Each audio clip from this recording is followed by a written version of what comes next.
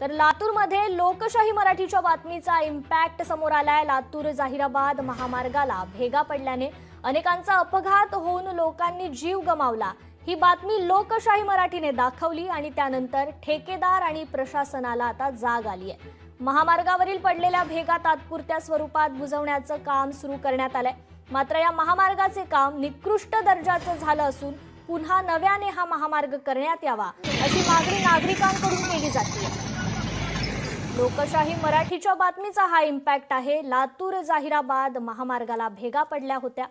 या बातमीनंतर प्रशासनाला आता जाग आली आहे, तर तात्पुरत्या स्वरूपात भेगा बुजवण्याचं काम देखील सुरू झालंय।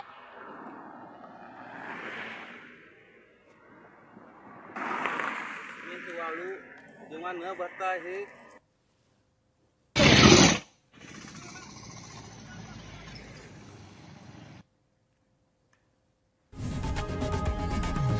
लोकशाही मराठी ऐका, पहा, जागरूक रहा।